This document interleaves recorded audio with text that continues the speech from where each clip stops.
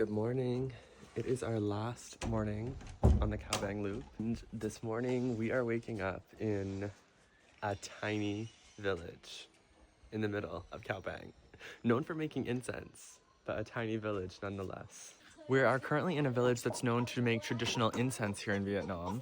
Up here is the very first step. The gentleman is cutting out the bamboo pieces in really thin strips.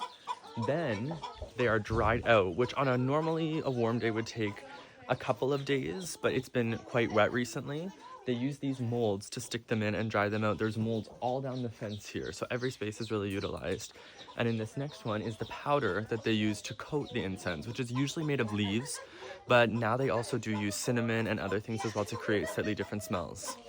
And these are some chicks that were born last night or this morning. After meeting a few more friends around the village, we hopped on the bikes to head to our next location, which is a magic stone. This is based off of a story of three daughters who were hiding in the cave, and for protection realized they could say a mantra and make a sound on the rock, which caused the water levels to rise and protect them from people trying to get in the cave, which actually worked when one of our drivers did it.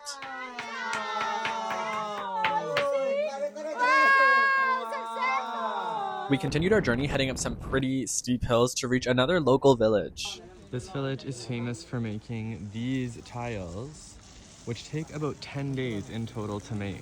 We learned a bit more about the process of how the tiles are made, and we actually got to sit with this woman, and she shared her tea with us and gave us so many snacks, and I was truly touched by this experience. She was so hospitable and giving to us. Before heading off to our next family who make these traditional straw hats, it takes them about 3 to 4 hours to make, and they sell them at markets each week. This is actually the region of Khao Bang that our tour guide Em is from, so it's really cool to see her interact with people here. We then started the afternoon with a quick lunch and coffee at this really cute coffee shop. I got a taro bubble tea, if you know, you know. And yes, I even found Labubu tissues before heading into a nearby town called Quang Nguyen, where they were setting up for an upcoming festival. And this ended up being really cool because we got to meet so many local teens who were really excited to see our group come through as well.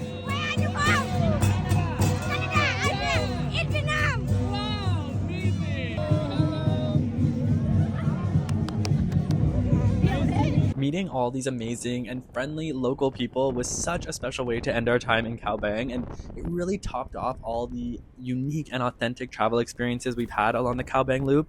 Thank you so much to Khao Bang Loop Tours for such a cool travel experience, and thanks to you for following along. Make sure to comment any questions you have about the Khao Bang Loop or the Ha Giang Loop, because there really is so much more to discuss, and follow along to see what I get up to next.